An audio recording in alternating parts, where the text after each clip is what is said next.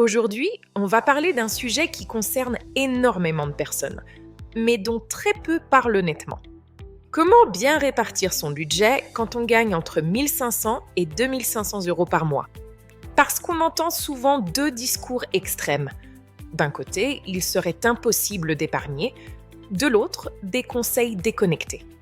Alors, on commence tout de suite.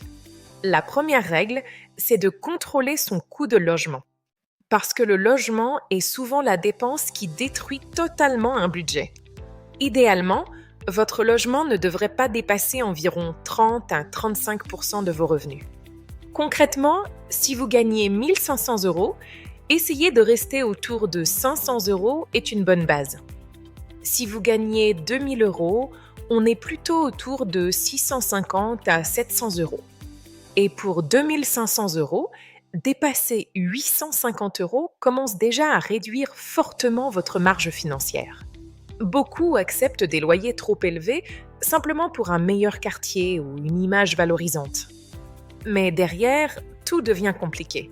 Il reste parfois à peine assez pour vivre correctement. Et c'est là que commencent les découvertes, les crédits et le stress financier permanent.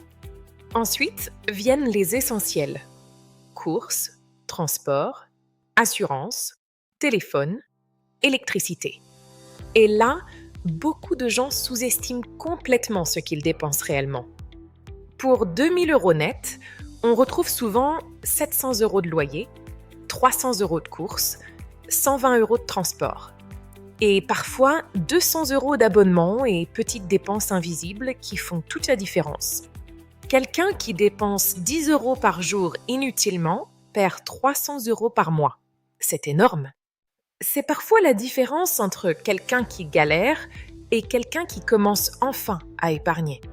Une structure efficace, 50% pour les besoins, 30% pour le mode de vie et 20% pour l'épargne. Alors évidemment, ces chiffres s'adaptent selon la ville ou la situation familiale. Mais si tout votre salaire disparaît chaque mois, le problème est souvent la structure du budget. À 1800 euros, visez 600 euros de logement, 300 euros de charges et alimentation. Ajoutez 200 euros de transport, 200 euros de loisirs et gardez 200 à 300 euros pour l'épargne. À 2500 euros, 800 euros de logement, 500 euros de dépenses essentielles. Visez 400 euros de loisirs et environ 500 euros d'épargne ou d'investissement. Attention à l'inflation du mode de vie. Plus on gagne, plus on dépense. C'est un piège. La vraie richesse ne vient pas du salaire, mais de la capacité à garder une partie de ce salaire. L'épargne est d'abord une habitude mentale. Commencez petit, même avec 50 euros. Cela crée une sécurité et une liberté qui valent énormément sur le long terme. Pour résumer, limitez le logement, surveillez les petites dépenses et gardez le contrôle. C'est ça, l'organisation financière.